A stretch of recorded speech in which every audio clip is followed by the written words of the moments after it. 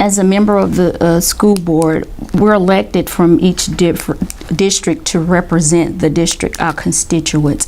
The role of the school board is to be a valiant person that stands in the gap between the community and the administration of the schools, which is the head person, which is the superintendent. With that being said, the number one thing that I see the school board member as working as collectively together, even though we're representing one district, we're vying together for the whole entire community to educate our children, because our children are our future, and we're vying for the next superintendent to come out of Caddo, the next mayor, the next city council. So our job is to make sure and ensure that our children are getting the best education that's afforded through the system. And that's the role, that's a big, gigantic role, because sitting on the school board, even though I must stress, I will be representing District 7, but collectively, we'll be making decisions for all the school districts. For each district, we'll be making decisions. I may have to come in and say, hey, this is what my district is vying for and needing. I'm gonna need the other support of the school board members to be able to take on that responsibility. So we all have a responsibility, not just to our individual districts, but the entire school system, Caddo Parish.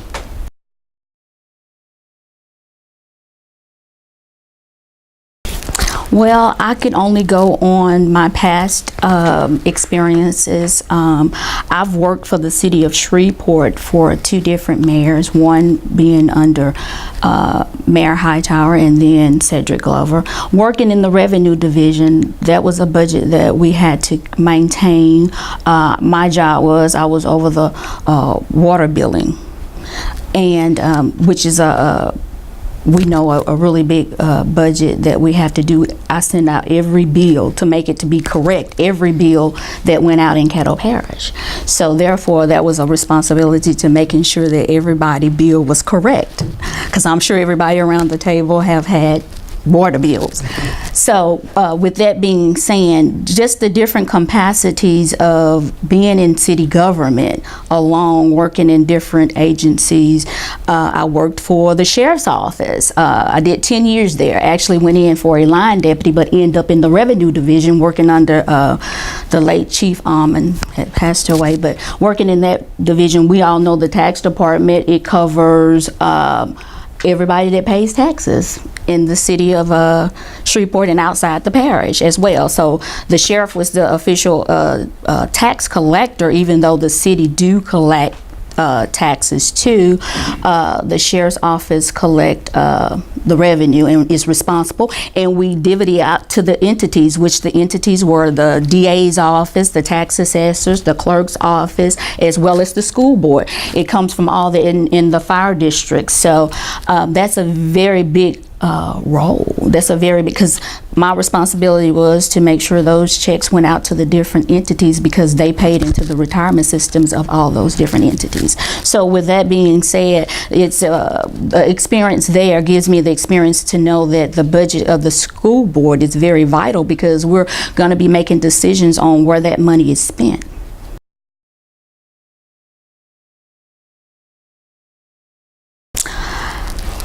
Well, being that I've been in the school system, I actually taught 2 years at Woodlawn, and that's one of the schools that is not doing very well at all. And my track record of dealing with the different, we have, I guess currently, I could talk about the transformation zone. I had the opportunity to go on the tour of the transformation zone some time ago, and the schools on that transformation zones are failing schools, and I think we need to take a bigger approach in looking at how we are administrating that program.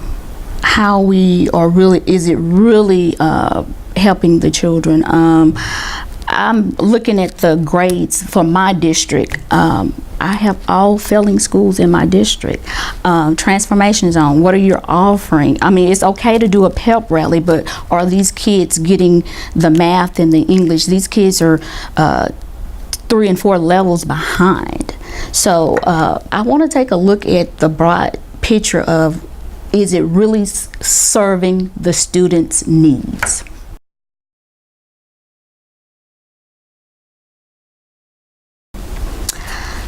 I believe that we're going to have to be more conservative of the monies that are being spent. And again, this is about the children.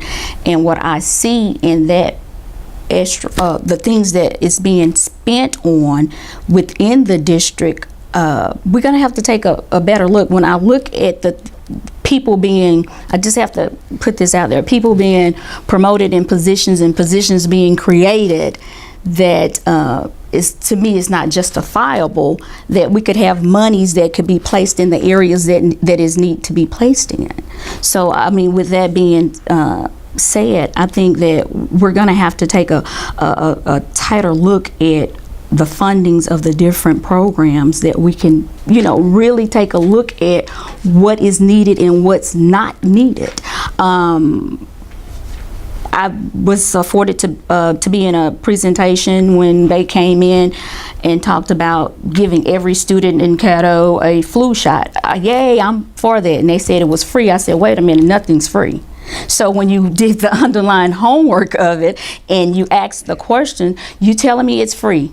Well, not really. You're going to send paperwork home with all the kids to make sure their parents sign up so that they can get paid through Medicaid. So that's not free. So I think we just should take a better approach and a better look at what we're vying for in different areas, that we can put the monies where they need to go.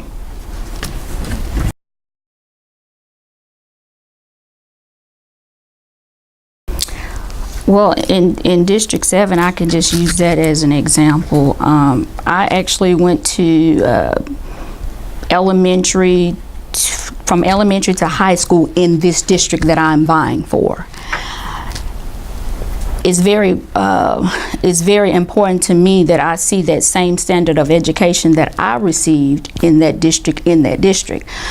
Speaking to that, my high school, Fair Park, is not a high school anymore. You know, I was one of the ones that was fighting and vetting that it stay a high school, but of course it's a junior high.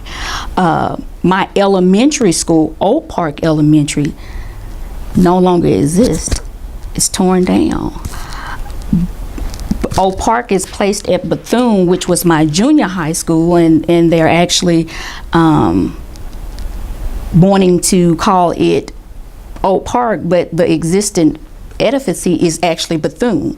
So I think that the decisions that are being made is not the decisions that is in that district that is needing for that particular district.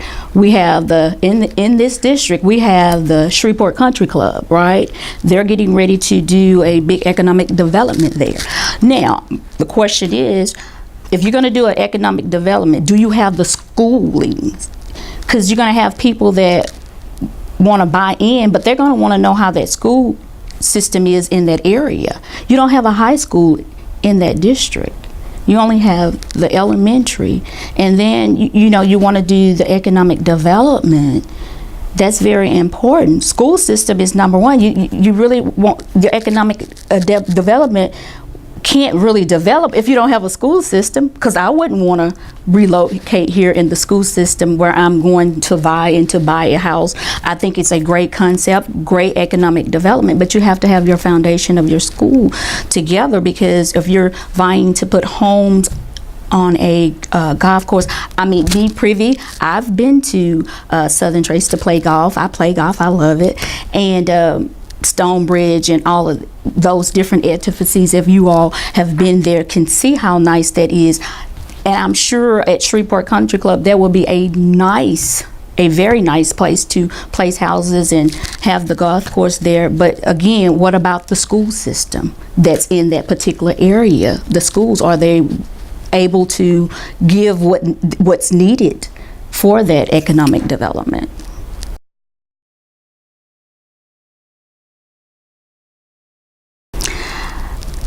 As I stated earlier, even though I am vying for District 7, sitting on the board, you are a voice within every district. because they're going to have things that they're going to be dealing with in their district that we'll have to come together to work on. And as for me, it is for me to give my best conclusion to whatever the situation is, because we're in this together, even though we're individually representing districts. And to needless to say is that we all get one grade. Everybody is not graded separately. Whether you're in 1-7, one grade comes out of Caddo. Even though we are individually representing, if they get a black eye, I get a black eye too. So we're all in this together. So it's important to know, the one voice policy, I really don't agree with it. It's whereas the president of the board and only the superintendent to ask questions. I have people come to me all the time, ask me questions. And I feel as their representative, if I'm vying for you to vote for me, then I should be responsible to talk to you about the things that you have concerns about. That's only fair.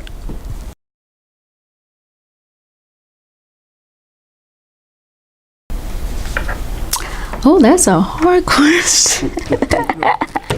Well,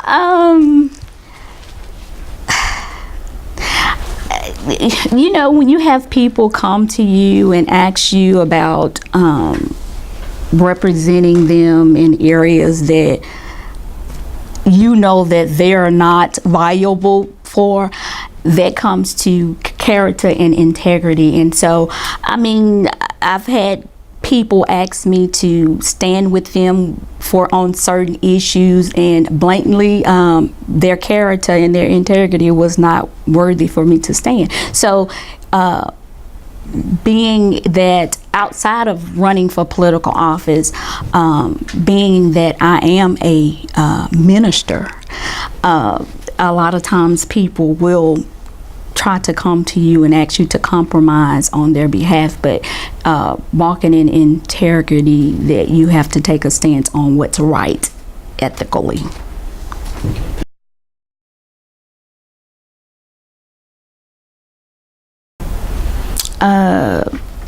One is I talked about, because I was in a role of being an educator, I want to see the excellent teachers. I was at the school board meeting on this past Tuesday, and superintendent stated that it was 249 new hire teachers. Well, I want to see, are those teachers certified? Are they in the areas of their certifications? Or even if they are in an area that if they're not certified, if they're in an area that, consulate with their degree, that they're helping the students. That's very, very important, because I have had people to call me in regards to them not having a math teacher, but they've had a sub and the sub doesn't know anything about math. Well, we need math to be able to our students need math to be able to get to the next grade and to graduate high school. So that's very vital. And so that's one of my things that I have a passion about, making sure that we have excellent teachers, great teachers at all schools. Every school deserves excellent teachers and staff and resources. Another thing, a lot of the schools don't have the resources that they need, book-wise and all of that. So that's very important to me. That's just one of it. And improving the students' achievement. We have so many kids that are below grade level. What are we doing? What are we vying?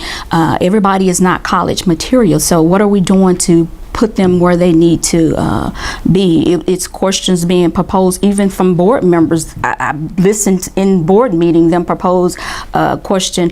I have a granddaughter at Northwood. She graduated. She's in college. She's taking remedial courses. Shouldn't be. If you're getting the educational foundation from high school, from your lower grades, then you should be able to go to college and not have to take remedial courses. That's expensive. I, for one, had to do that. So I know how it feels to go into college, and then you're taking remedial courses when everyone else is taking regular courses. So that puts you way behind. So I can attest to that. Those are the things that I want to see. Let's use the data that we are seeing, the percentage. If we know this is the percentage of failing, then we need to use the data that we have and use that, and not give falsifications of things are well and they're not. So we should use true data. We should work with it.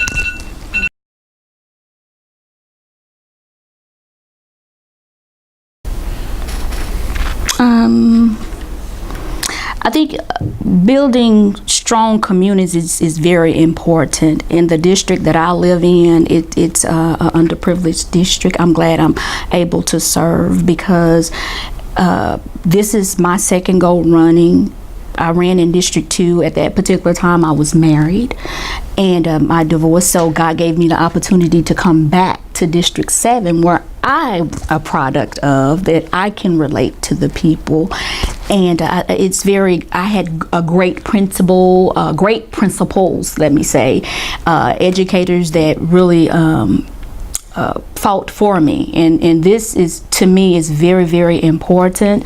That's why several months ago I have a radio show, Voice in the Community, because it's people out there that will never say anything, but they'll feel comfortable enough to come to you and talk to you about it. And sometimes the issues that they have is issues that we all see, but nobody is vetting to say anything about it. So I think it's very important that if we have stronger communities, that's better economic development, that include the school system and all that. And it's very important that people understand and know, I'm not vying for this for any other reason but to give back to my constituents what I received, and that's an education. And I'm proud to say that I've graduated college 3 times and did my finish up my dissertation. I have my doctoral. I'm just excited. I want to give these kids what I was given. And a lot of the kids that I see that I go into the schools, their education, my God, is in our hands. And it's like, what are we going to do? Because they are our future, whether we, take stance and want to understand they are our future, and we want our future kids to be educated. At least give them a choice of, if I want to go on to college or if I want to do a trade school, because we know the world is made up of all type of people. So I'm vetting for this, that I can give back. I could have stayed in the classroom, but I feel it's more out here that I can do, that we're all as one. I'm sure y'all all have heard this before from one of our pastors in the city. We're better together. And I believe that me being on that school board around the horseshoe with the other school board members, we can really be better together.